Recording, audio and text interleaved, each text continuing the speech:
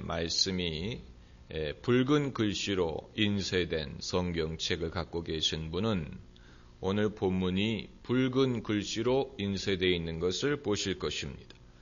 왜냐하면 이것은 예수님이 하시는 말씀, 부활하시고 승천하신 예수님이 하시는 말씀입니다. 그것이 이 복음서에 기록된 예수님과 차별되는 면입니다. 복음서에 기록된 예수님의 말씀은 공생의 기간, 또 부활하신 후 승천하시기 전에 하신 말씀만을 기록했지만 이 요한계시록은 하나님 보좌 우편에 앉아 계시는 영광을 받으신 예수님이 요한에게 나타나셔서 먼저 7 교회에게 말씀하시고 그리고 그 이후에 일어날 일에 대해서 말씀을 하십니다. 여러분, 예수님은 어제나 오늘이나 영원토록 동일하시다라고 했는데 예수님은 과거의 인물이 아니고 오늘의 인물입니다. 그 말은 무엇이냐면 예수님은 공자나 석가모니나 모하메처럼 과거의 행적으로 끝난 역사적으로 과거에 속한 분이 아니고 과거에도 계시고 지금도 계시고 장차 오실 분이다라는 것입니다. 이것을 이제 어제와 오늘과 영원토록 동일하시다라고 우리가 표현을 합니다. 예수께서 마지막 만찬을 나누실 때 이것을 행하여 나를 기념하라고 말씀하신 구절이 있습니다. Remember me, 나를 기억하라 하는 말씀인데 저는 그것을 역사 속에 오신 예수님을 기억하라는 말씀으로 받아들입니다. 과거 2000년 전에 예루살렘, 팔레스타인에 오셔서 십자가를 지시고 죽으시고 부활하신 역사 속에 개입하신 예수님, 그 예수님을 우리가 믿는 것이 먼저지요. 그 예수님이 계시기 때문에 다른 모든 것이 가능한 것이 아닙니까? 예수님은 역사 속에 찾아오셨습니다. 사람의 몸을 입고 찾아오셨습니다. 만일 그때 카메라가 있었다면 예수님의 행적을 다 사진으로 남길 수 있었을 것입니다. 예수님의 발걸음, 발자국, 예수님이 만진, 터치해준 사람, 이런 모든 역사적인 기록이 남아 있었을 것입니다. 2000년이 지나서 다 잊어버렸지만, 그 과거, 역사 속에 오신 예수님, 그게 사실은 가장 중요한 것입니다. 왜냐하면 그걸 부인해버리면, 그러면 다른 개념의 예수님은 있을 수가 없기 때문에 그렇습니다.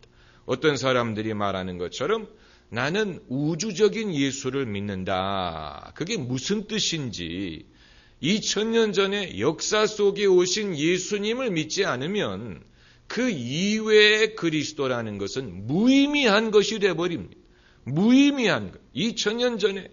그래서 우리가 사도신경에 고백하는 동정녀 마리아에게 나시고 본디오 빌라도에게 고난을 받으시고 그 모든 믿음의 고백이 역사 속에 오신 historical Jesus, 역사적인 예수님에 대한 믿음의 고백입니다. 그게 가장 중요한 것이고 그것이 근본을 이루는 것입니다. 그러나 거기서 끝나는 것이 아니고 예수님은 지금도 함께 하시고 지금도 말씀하시고 그리고 지금도 당신의 일을 하고 계십니다. 그것을 우리가 믿습니다.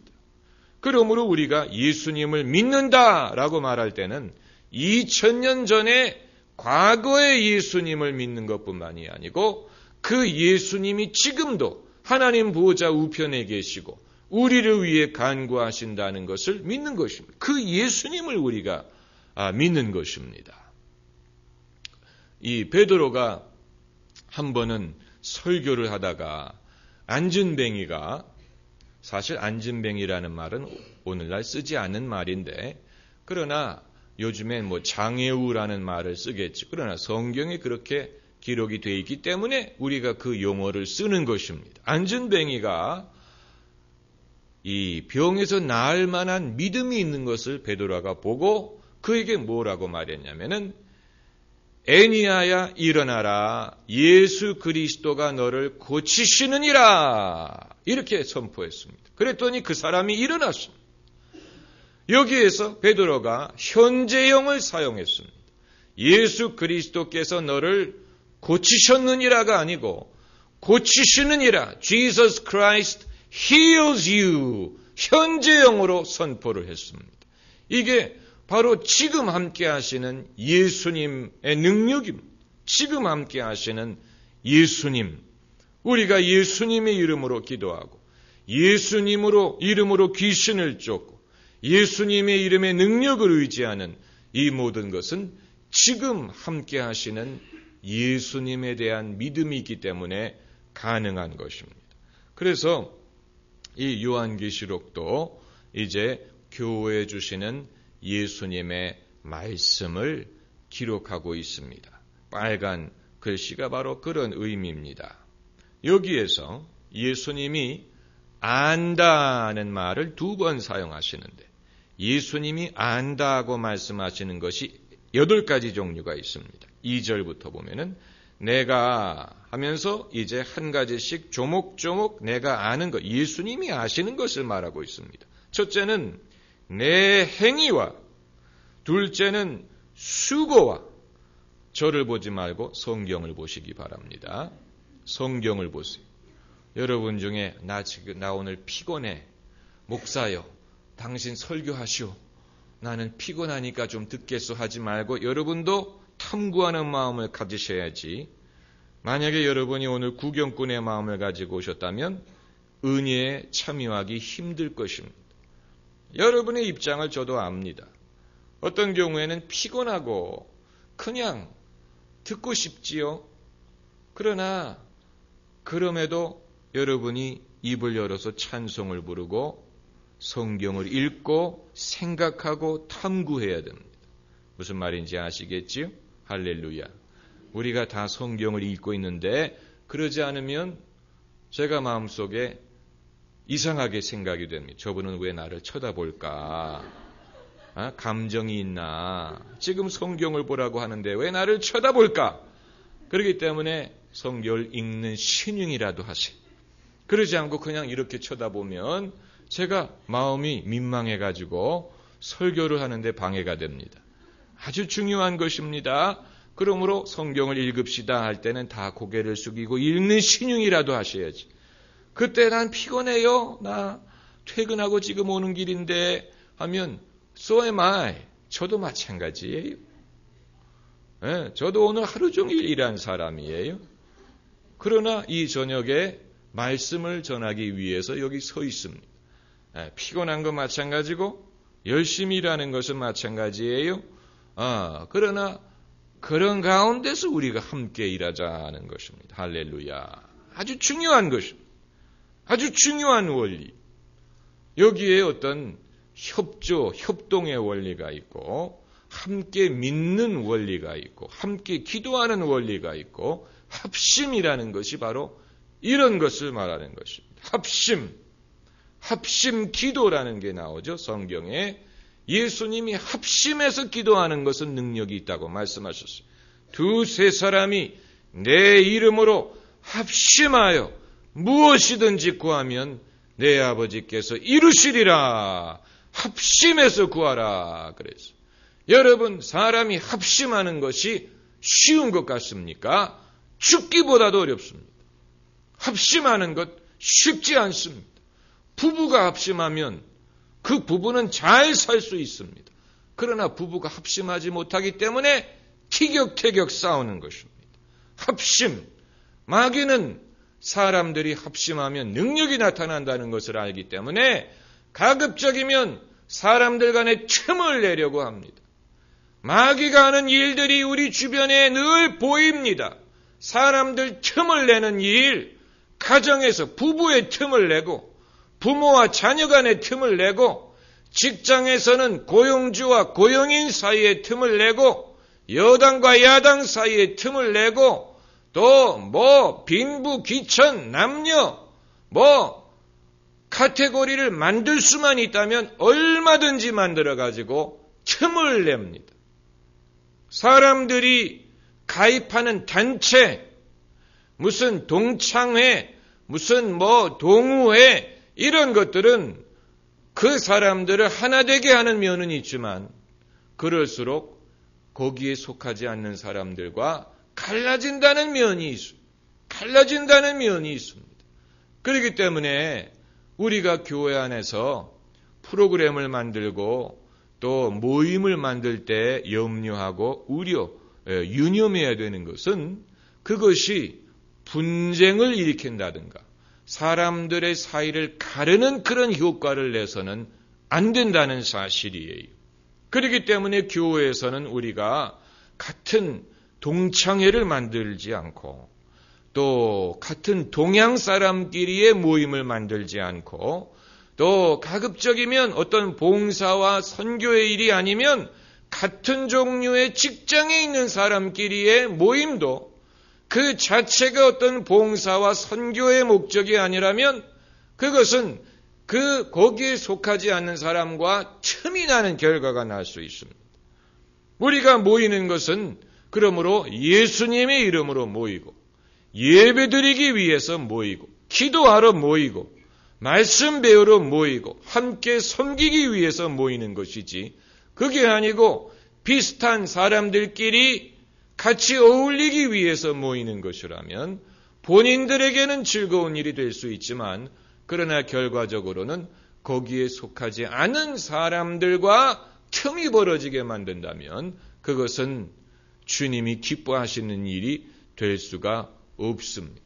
그렇기 때문에 교회 안에서 필요한 모임 이외에는 우리가 만들 필요가 없는 것입니다. 꼭 필요하고 정말로 이것이 어떤 예수님이 하신 것처럼 제자를 만들기 위해서라든가 어떤 선교를 하기 위해서라든가 그럴 목적으로는 주님께서 뭐 두세 사람씩 팀을 만들게 할 수는 있지만 그것이 아니고 인간적인 목적으로 같이 즐기기 위해서 어울리기 위해서 어떤 모임을 만들게 되면은 그것이 다른 사람들과는 이질감 또 서로 분리감 이런 것을 조장하게 되고 교회가 하나 되는데 결코 도움이 되지 않는다는 것입니다. 물론 교인들이 처음부터 그런 마음으로 하는 것은 아니지만 그러나 교회가 규모가 커질수록 사람들이 뭔가 자기만이 속하는 어떤 그런 스몰 그룹에 대한 필요가 많아지다 보니까 그런 부작용이 발생할 수도 있습니다. 그래서 저희 교회는 아니고 다른 교회의 이야기입니다마는 그 교회가 중창단 바람이 불어가지고 사람들마다 중창단을 만들어요. 뭐 여성 중창단, 남성 중창단, 혼성 중창단 뭐 이런 식으로 그게 이제 이게 좋은 면도 있습니다. 좋은 면도 있습니다. 그러나 이제 그게 어떤 그 효과를 낳냐면은 거기에 속한 사람은 뭔가 스페셜하게 보이고 또 사람들이 나도 조인하고 싶다 뭐 이런 마음을 갖게 만들고 만약에 그렇게 된다면 그것은 한 번 더 생각을 해볼 필요가 있는 것입니다. 여러분 우리가 제가 어떤 특정한 그것을 지칭하는 게 아니고 일반적인 원리를 말씀드리는 것입니다. 일반적인 원리. 하도 우리 사회가 분열되고 서로 다투고 또 서로 친절하고 또 사랑하는 말보다는 상처를 주고 남을 비꼬고 비판하고 이런 말이 더 익숙합니다. 그것은 우리 민족이 회개해야 될 부분입니다. 제가 오래전에 국어사전을 보다가 문득 국어사전에서 제가 깨달은 것이 뭐냐면 국어사전에 이제 그 낱말의 뜻을 더 확실하게 설명하기 위해서 예문을 들지 않습니까? 예문을 듭니다. 그런데 대다수의 예문들이 여러분 국어사전을 한번 찾아보세요. 거기에 나오는 대다수의 예문들이 비꼬는 표현들이 많아요. 비꼬거나 좀 뭔가 냉소적이거나 이런 표현들이 상당히 많습니다. 제가 지금 다 예를 들 수가 없습니다. 그런데 우리의 언어 속에 칭찬하고 또 축복하고 또 믿음을 말하는 그런 건 아예 없고 국어사전에 그런 예문은 전혀 없습니다. 어떤 믿음을 말한다든가 긍정적인 그런 어떤 정서를 반영하는 예문은 눈을 씻고 백지장도 맞들면 낫다. 그건 그래도 긍정적입니다. 천리길도 한 걸음부터 그런 건 긍정적이에요. 그러나 국어사전 여러분 한번 읽어보세요. 거기에 등장하는 옛날부터 전해 내려오는 속담이든 예문이든 이런 표현들 중에 비꼬고 또 부정적이고 이런 표현이 얼마나 많은지 모릅니다. 그건 여러분 기독교 신앙이 우리의 언어 발전에 기여할 만한 시간이 충분하지 못했기 때문에 그런 것입니다. 거기에서 우리가 원인을 찾을 수가 있습니다. 영어와 한국어의 차이 중에 하나가 거기 있다고 저는 봅니다. 영어는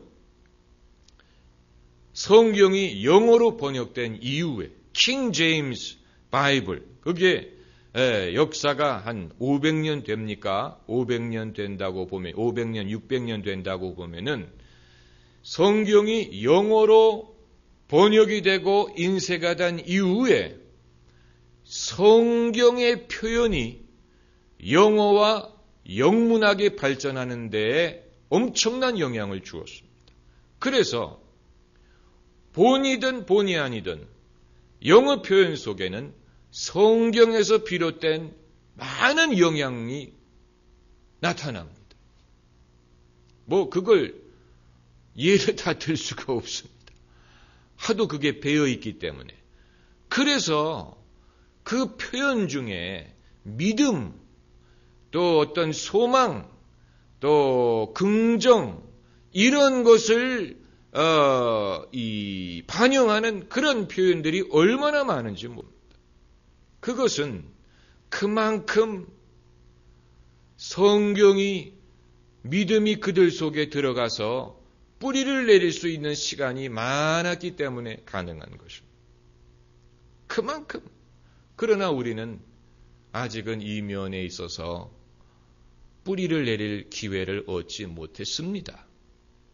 여러분 인터넷을 하시면서 느끼실 텐데 저도 인터넷을 하면서 인터넷은 그야말로 www, World Wide Web, 전 세계가 그물처럼 연결된 것이 인터넷이 아닙니까? 그런데 댓글 문화를 보면 외국의 댓글 문화를 보면 외국에서 사람들이 댓글 달 때 우리처럼 욕하지 않습니다. 댓글을 보면 설사 자기가 동의하지 않는다고 하더라도 극단적인 표현을 쓰지 않습니다. 상대방을 비방하는 표현을 쓰지 않습니다. 점잖게 말합니다. 그런데 우리나라는요, 하도 사람들이 욕을 쓰기 때문에 욕을 쓰면 자동적으로 그것이 외교로 나오게 돼 있습니다. 떴다 하면은 그게 무슨 물음표에다가 무슨 별표에다가 이런 것으로 나오는 것은 사람들이 욕을 쳤다는 얘기입니다. 그런데 욕을 안 올리더라도 우리나라 사람들이 올리는 댓글 보면은요, 살벌합니다. 살벌합니다. 거기에서 우리의 정서를 볼 수가 있어요. 사람들의 마음이 거칠구나. 자기가 반대하고 좋아하지 않는 것에 대해서 아주 원색적으로 그것을 드러냅니다. 익명성이라는 그 뒤에 숨어가지고 그것은 여러분 결국은 누워서 침 뱉기가 됩니다. 왜냐하면 남을 축복해야 그 복이 나에게도 올 수가 있는 것입니다. 남을 저주하는 것이 습관이 되어버리면 그 저주가 돌아서 나에게 돌아옵니다. 축복하는 것이 습관이 되어야 합니다. 영어에는 God bless you 라는 표현이 있잖아요. God bless you. 누가 재채기를 하면 God bless you. 난 왜 재채기를 하는 사람들한테 축복을 하는지, 가스가 나오면 축복을 해줬으면 좋겠는데, 그게 여러분 얼마나 좋은 습관입니까? 누가 재채기를 했을 때 축복을 하는, 이 언어 속에 축복이란, 그것뿐만이 아니고, 뭐, thank you, excuse me, I'm sorry. 이 표현이 그들에게는 뭐, 영어뿐만이 아니고, 뭐, 프랑스어도 그렇고, 뭐 이태리어도 그렇고, 뭐 독일어도 그렇고, 고맙다는 말, 죄송하다는 말, 실례했습니다라는 말, 이게 그들에게는 아주 자연스러운데, 우리는 왜 그렇게 미안하다는 말 한 번 하기가 힘드는지 모르겠어요. 네? 미안하다는 말도 힘들고, 고맙다는 말, 여러분 제발 식당에 가셔서, 특별히 그 종업원들이 임금을 많이 받지 않는 식당 같은 데 가셔서는 제발 서빙하는 종업원들에게 고맙다고 인사해야 됩니다. 그런데 제가 그런 데 가서 유심히 보면은요, 뭐 좋은 옷을 입고 좋은 차를 타고 온 분들이 서빙을 받으면서 자기의 딸뻘된 그런 종업원들에게 완전히 반말로 말하고, 뭐 자기 집 무슨 뭐 자식한테 말하는 것처럼 이거 가지고 와, 이리 와, 뭐 이런 식으로 반말하고 하는데요. 와, 뭐 고맙다라는 말은 아예 상상할 수도 없고 완전히 사람 종 부리듯이 다루는 것을 봅니다. 여러분, 반대 입장에 있다고 생각을 해보세요. 반대 입장에 있다고 생각을 해보세요. 여러분의 가족이 식당에서 종업으로 일하는 것을 여러분이 옆에서 지켜본다고 생각을 해보세요. 얼마나 마음이 상하겠습니까? 그러나 우리는 누가 나를 서빙해 주는 것을 당연하게 생각하고, 내가 돈 내고 먹는데 뭐 당연히 이런 서비스는 받아야 되는 게 아니냐. 아닙니다. 돈 내는 것은 음식값이고, 그걸 들고 와서 서빙해주고, 그거 고맙지 않습니까? 그렇기 때문에 고마워요, 고맙다는 말을 해야 돼요. 고맙지 않습니까? 고맙지요. 물 갖다 주고 뭐 갖다 주는 거 고맙지 않습니까? 그게 어떤 습관이 아니고 마음에서 그런 마음이 우러나와야 그게 크리스찬이라는. 내가 어떤 사람인데, 내가 누구라고 저 사람들이 나에게 저렇게 친절을 베풀어 줄까? 고맙다. 그렇게 생각하면은요, 설사 좀 음식이 입에 맞지 않고 또 때로는 서비스가 마음에 안 들 수도 있습니다. 그러나 뭐 아무리 비싸봤자 뭐 6,000원, 7,000원, 많으면 10,000원 뭐 이런 음식 먹으면서 뭐 내가 얼마만큼의 서비스를 기대를 한다고 서비스가 좋지 않다고 뭐 짜증을 내고 뭐 야단을 치고, 여러분 그것은 사실 별로 좋은 게 아닙니다. 그건 별로 좋은 게 아닙니다. 그 나라는 존재를 너무 높이는 것입니다. 내가 뭐라고, 내가 어떤 존재라고 전혀 처음 보는 사람이 그렇게 친절하게 대해줘야 된다고 생각을 합니까? 나도 그렇지 않은데, 처음 만나는 사람에게 내가 친절하지 않은데 어떻게 처음 만나는 직원이 나에게 친절을 그만큼 베풀어야 된다고 생각을 합니까? 고만한 것도 고맙지요. 안 그렇습니까? 그리고 그런 사람들에게 화를 내면 화가 나에게 옵니다. 안 그렇겠어요? 그건 밥맛이 떨어지니까 얘기하지 않고, 그렇잖아요. 저 뒤에 가가지고 음식에다 뭘 할지 어떻게 합니까? 저 사람 골탕 좀 먹여야 되겠다. 그런 마음을 품을 수도 있는 거예요. 모르는 것입니다. 사람은 모르는 것입니다. 그렇기 때문에 사람의 이런 어떤 서비스라든가 이런 걸 당연하게 생각하면 안 되고, 고맙습니다. 맛있게 잘 먹었어요. 이렇게, 이게 정말로 하나님의 사람의 마음. 할렐루야. 거기에서 우리가 믿음을 말하고, 진리를 말하고, 그런 걸 말할 수가 있는 것이지, 그런 차원에서도 기본이 안 되는 상황에서 무슨 우주적인 진리와 하나님의 권세에 대해서 말을 할 수가 있겠습니까? 안 그렇습니까? 하나님의 진리는 어려운 게 아니고 하나님이 세상을 이처럼 사랑하셨다. 그리고 독생자를 주셨다. 그래서 멸망하지 않고 영생을 얻게 하셨다. 여기에 진리가 다 나오는 것입니다. 사랑, 또 주시는 것, 그리고 멸망하지 않고 살게 하는 것.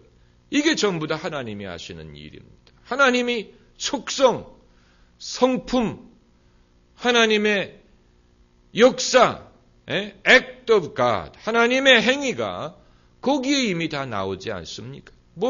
깊이 생각할 필요 없습니다. 얼마나 단순합니까? 하나님은 사랑하시고, 그래서 주시고, 결과로서 우리가 죽지 않고 살게 하신다. 그게 하나님이 하시는 일입니다. 그것을 우리가 말하는데,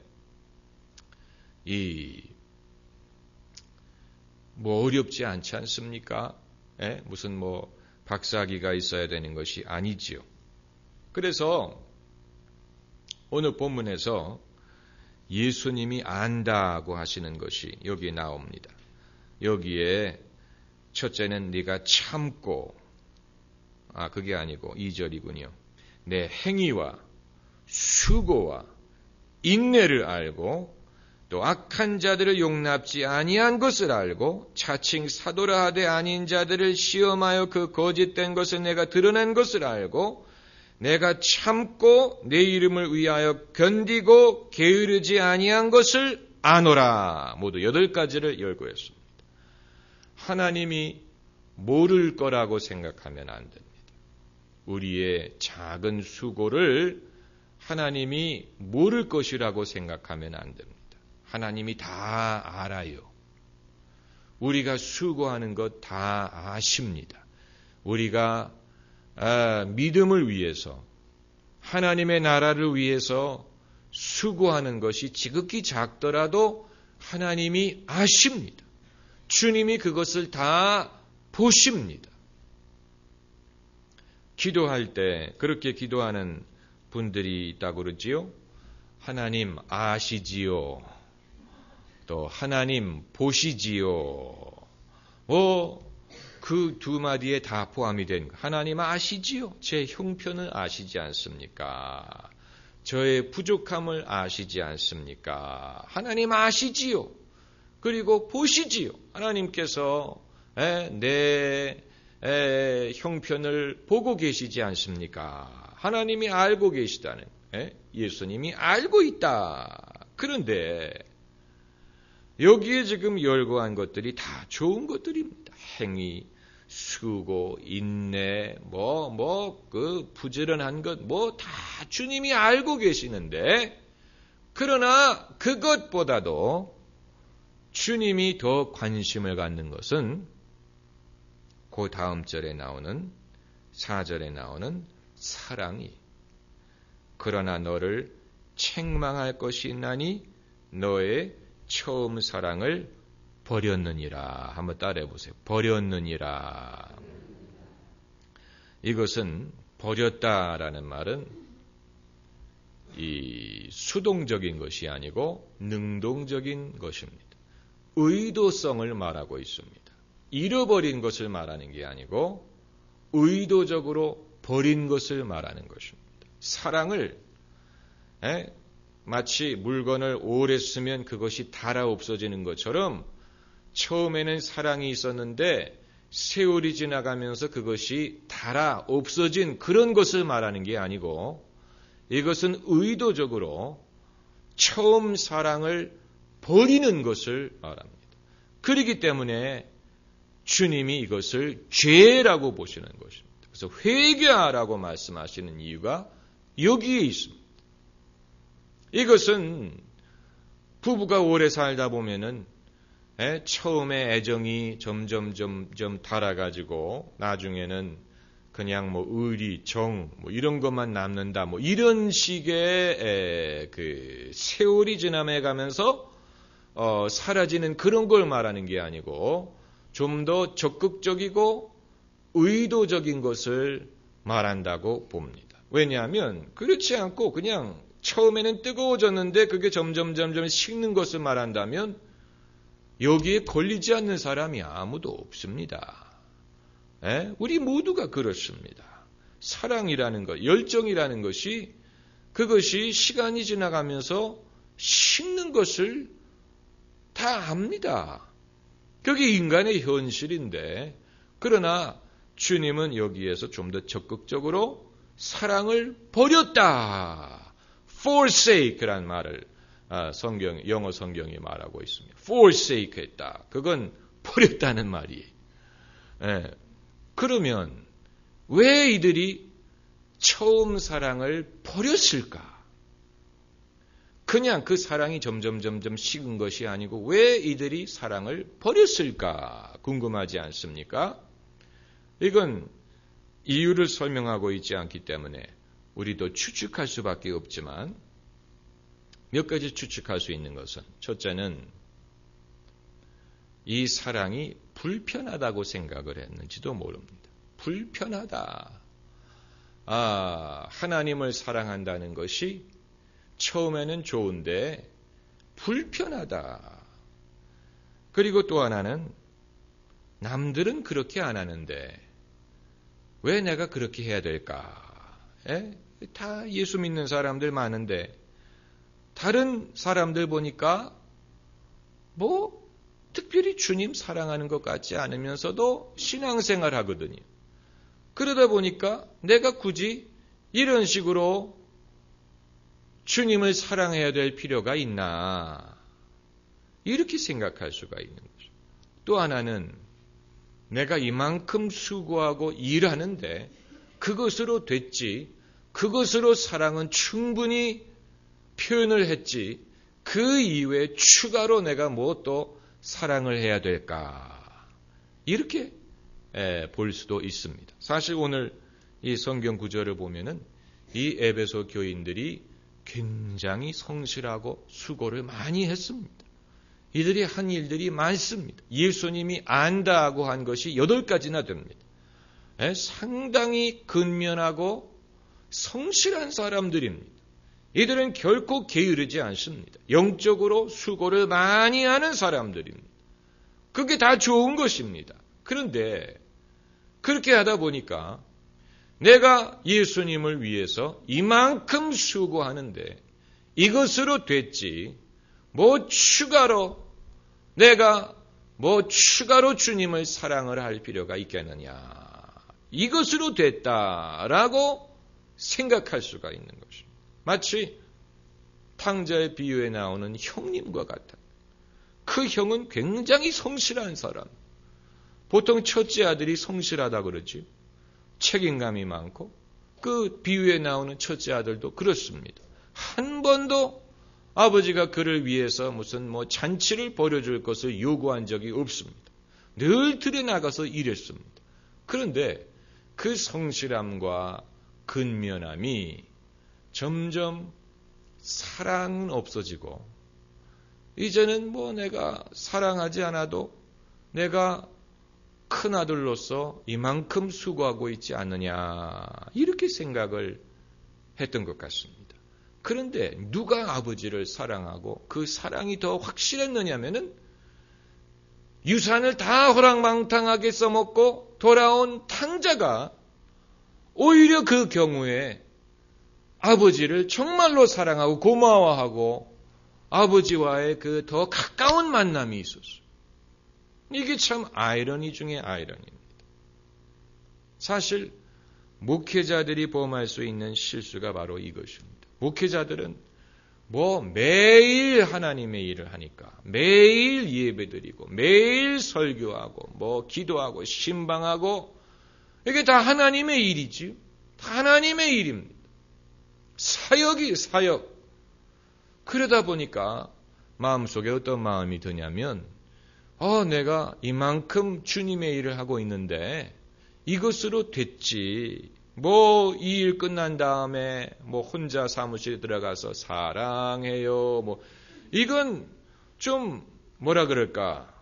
불필요한 것으로 생각이 될 수가 있는 것입니다. 무슨 말인지 아시겠어요? 그런데 옛날에 목회하기 전에는 하는 것은 아무것도 없었고, 그러나 제가 기숙사방에서 사랑해요 하고 하나님을 예배했단 말이에요. 그때는 그렇게 했는데 목회를 하기 시작하면서부터는 이제는 시간만 나면 놀려고 그래. 시간만 나면 쉬려고 그래. 피곤하니까. 시간만 나면 이런 식으로 좀 쉬고 분위기 좀 돌리고 이런 생각이. 그러다 보니까 정말로 주님을 사랑하기 때문에 찬양하고 기도하는 것보다는 해야 되기 때문에 하는 경우가 많아요. 그러나 그것과 처음 사랑을 버리는 것은 같은 것은 아닙니다. 버리는 것은 이건 의도적인 것입니다. 왜 에베소 교인들이 처음 사랑을 버렸는지는 알 수가 없습니다. 우리 가운데 어떤 경우에 이런 사랑을 버리는 일이 발생하게 될지 아마 실망에서 비롯된다고 봅니다. 실망. 하나님을 위해서 수고를 많이 하는 사람일수록 하나님에게 요구하는 것이 많아집니다. 내가 이만큼 수고하는데 하나님이 들어줘야 되지 않느냐. 이런 기대감이 많아집니다. 그래서 저는 성도들이 너무 헌금을 많이 한다든가 뭔가 드러나게 수고할 때 염려부터 됩니다. 저거를 순수한 마음으로 하는 것인가? 순수한 마음으로 하더라도 뭔가 기대하는 마음이 있을 텐데, 당연히 기대하는 마음이 있을 텐데 만약에 그 기대가 채워지지 않으면 실망하지 않을까? 이런 염려를 할 때가 있습니다. 이건 좀 경륜이 있는 목회자가 갖는 염려입니다. 처음에는 교인이 나 기증하겠습니다. 하겠습니다. 그러면 좋지요. 그러시라고. 감사합니다. 그러는데 제가 목회 경험을 쌓으면서 보니까 그런 경우에 그렇게 뭔가를 기증을 하고 헌금을 하고 뭘 했는데 기대가 채워지지 않았을 때 시험에 드는 것을 봤어요. 시험에 드는 것을 봤어요. 그렇기 때문에 이 실망이라는 것을 사람이 경험하면 하나님이 의도적으로 우리를 실망하게 할 때가 있습니다. 야곱이 7년을 기다려서 라헬과 결혼하려고 했는데 라반이 사기를 쳐가지고 7년을 더 일해야 했죠. 실망했죠. 또 요셉이 감옥에 있을 때 술장관에게 부탁해서 당신이 나가면 나를 기억해달라고 했는데 술장관이 나간 다음에 요셉을 잊어버렸죠. 요셉이 실망했어요. 바울이 사도로 부름을 받고 신이 나가지고 예루살렘에서 예수가 그리스도라는 것을 증거하면서 열심히 전도를 했지요.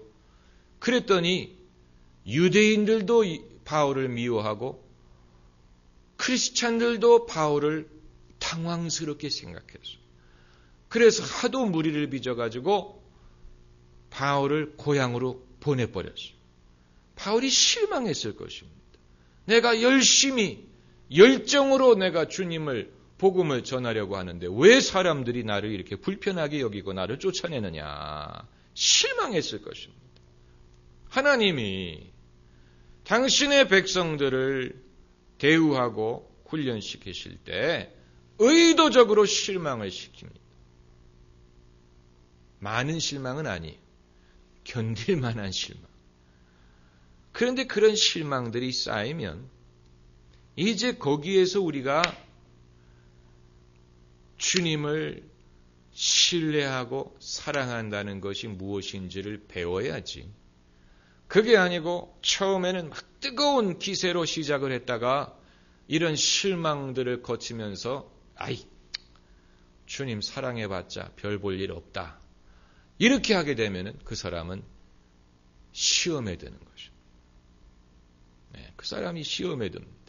제가 주의 종이 되겠다고 신학교에 들어가서 전도사가 됐을 때 그야말로 저는 내가 일하면 맡은 부서마다 부응을 하고 사람들이 수십 명에서 수백 명으로 늘어나야 될 것으로 생각을 하고 그런 기대감으로 했는데 주마다 사람들이 줄어들더라고요. 네, 주마다 사람들이 줄어들고 내가 설교를 잘했다고 생각하는 그 다음 주에는 사람들이 더 줄더라고요. 그게 저에게 얼마나 실망이 되는지 몰라요. 저의 목회의 처음 전도사의 경험은 실망과의 싸움이었어요. 실망과의 싸움. 예, 그런 어떤 제 내면의 갈등과의 싸움이었어요. 그래가지고 주일 봉사를 끝내고 기숙사에 돌아오면 늘 고민. 내가 이 일을 해야 되나? 내가 과연 이 일을 할 만한 재능이 있는가? 왜 하나님이 나를 이런 일을 시키는가? 이 고민을 2주에 한 번씩은 그런 고민을 했습니다. 그래서 2주마다 하나님이 저에게 하시는 것은 다시 믿음을 회복시키는 거예요. 주의 종에 대한 믿음을 하나님이 이런 방법으로 회복시켰다가 저런 방법으로 회복시켰다가 그걸 반복하는 하나님도 참 그럼 처음부터 좀 성공하게 해주지 왜 이 일은 어렵게 하면서 계속해서 믿음을 회복시켜주는지. 그러나 하나님은 범 무서운 줄 모르고 덤벼드는 사람은 훈련을 시킵니다.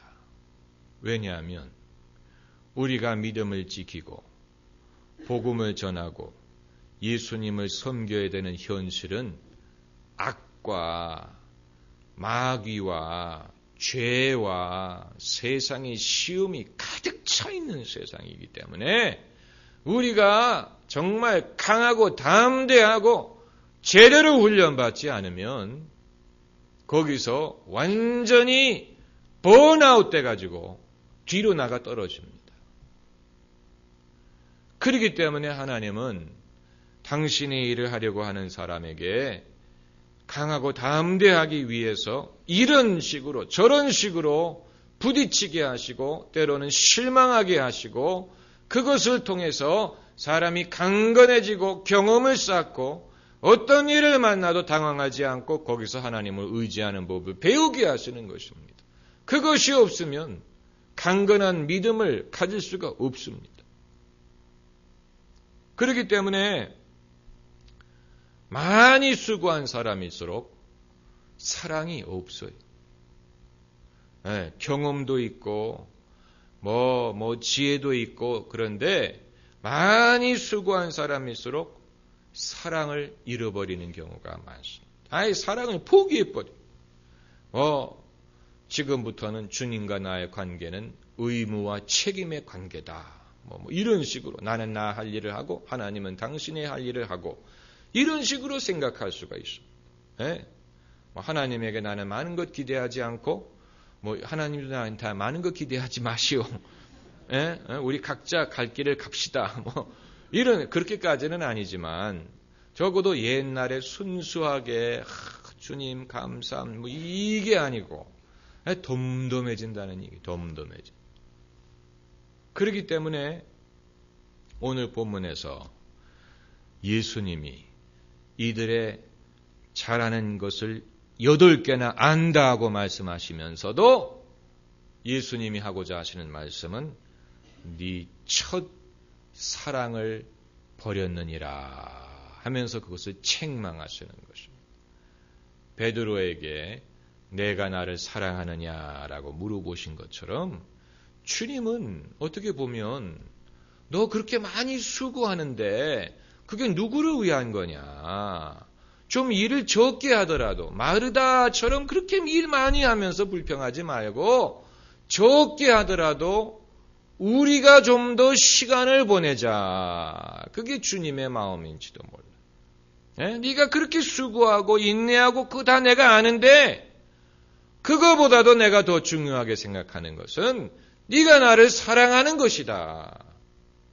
만약에 네가 그렇게 애쓰고 수고해서 사랑을 버린다면 그 일을 덜 하더라도 나를 더 사랑하는 것이 나에게는 더 중요하다. 이게 주님의 마음이. 우리와는 완전히 생각이 다른 거예요. 우리는 여자는 어떤지 모르겠어요. 제가 남자이기 때문에 남자들은 일단 일을 하기 시작하면 그것이 뭐 세상 일이든 주님의 일이든 남자는 일단 일을 하기 시작하면 성과, 실적, 결과, 성적 이런 것을 중요하게 생각하는 경향이 있습니다. 내가 얼마나 실적이 있느냐, 내가 얼마나 성공적이냐, 내가 얼마나 잘하느냐 이것에 연연하는 경향이 있습니다. 그러다 보니까 수고는 많이 하는데 정작 주님이 더 중요하게 생각하시는 사랑이라든가 순수함 같은 것은 잃어버린다. 사람하고 하나님하고 보는 관점이 다른 것입니다. 하나님은 네가 많은 것을 염려하나 한 가지라도 족하다 이렇게 생각하시는데 비해서 우리는 아닙니다. 기왕에 내가 이 일을 한다면 잘해야 되지 않습니까? 그래서 하나님에게 영광을 돌려야 되지 않겠습니까? 라고 하지만 사실은 그게 정말로 하나님의 영광인지 자신의 영광인지조차도 판단하기가 힘들게 됩니다. 그래서 주님이 책망하시는 것입니다. 책망하고 5절에 그러므로 얼마나 주님이 친절하게 말씀하시는지 몰라요. 얼마나 친절하게 말씀하시는지 모릅니다. 그러므로 어디서 떨어진 것을 생각하고 회개하여. 여러분, 사랑을 버린 것을 회개해야 된다고 생각하지 않지요. 사랑하지 않는 것이 죄인가? 그러나 하나님에겐 그게 가장 큰 죄입니다. 뭐 도둑질하고 살인하고 나쁜 짓하고 이런 거 안 해도 하나님 사랑하지 않고 예수님 사랑하지 않고 이웃을 사랑하지 않는 것은 가장 큰 죄입니다. 이게 가장 큰 죄입니다. 아마 여러분 어떤 분 아실 겁니다. 교회 안 다니는 분 중에 나는 양심적이고 법을 지키고 나쁜 것이라고는 하지 않는데 내가 무슨 죄가 있습니까? 그렇게 물어보면 뭐라고 대답해야 될지 막막하지요. 그래도 너 죄인이야 임마. 이렇게 말하고 싶지만 나는 당신보다도 더 윤리적이다. 그러면 할 말이 없어. 할 말이 없어. 그러나 실제로는 하나님 사랑하지 않는 게 죄예요. 예수님을 섬기지 않는 게 죄입니다. 이웃을 사랑하지 않는 것이 죄입니다. 그렇기 때문에 회개하라고 말씀하시는 것입니다. 할렐루야. 기도하십시다.